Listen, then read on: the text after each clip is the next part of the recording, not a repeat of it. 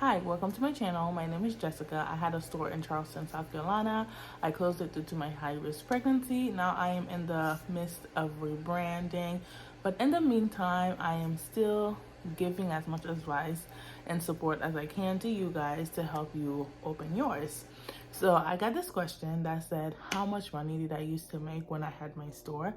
And I'm not really telling any of that information simply because I have a lot of things going on legally for my business. I just don't think it's smart right now, but I will definitely do a part two of this video so we can talk about it more in depth, like just make what I make and stuff like that. But in the meantime, I'm gonna tell you guys what you should be making based on where your store is and all this information and how to know how much money you should be making, okay? I hate to be one of those people that use one of these little things in their videos, but I am doing laundry and it's very loud to me. I just don't want it to be too loud to you guys. So I'm going to do this way. I'm going to tell you guys more, not how much, but like a percentage, how much I used to make for the store versus the website. So at my store, we had a cap, right? If you have a mall location, you know you have a cap. If you don't know, you'll have a cap. So the cap could be 5,000, 10,000, 15, 30,000, and it's based on your business evaluation, how long you've been in business, your contract, all of that good stuff. So I think my cap was about $8,000 to $10,000. So what I used to do on the day that my employees used to work, they could take payment however they wanted to. I also did have incentive for my clients. So I used to have like 15, 20, 30% off online. So they would be in the store and I'd like let them know like, oh, you know what? If you're in a discount real quick, you can just go on the website, everything's already there, and then I'll pack it up with you right now. So because I used to do that, I used to stay below the cap so I didn't get that charge.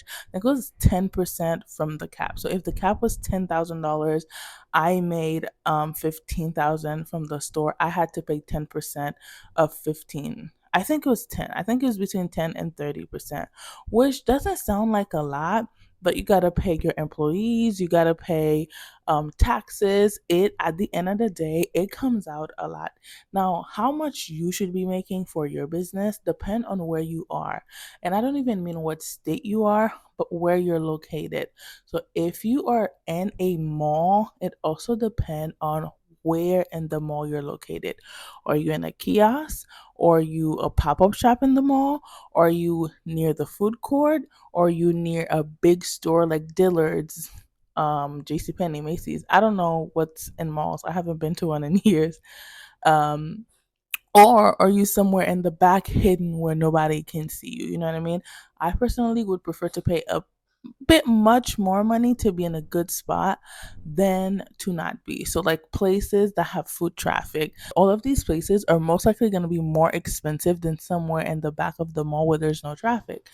Also somewhere like near the middle, like some, you know how malls usually have like a 4 point, somewhere in that 4 point, like that square, usually you have a whole lot of traffic. And what that does, it just means more people will see your clothes. If you have good display, more people will come into your business.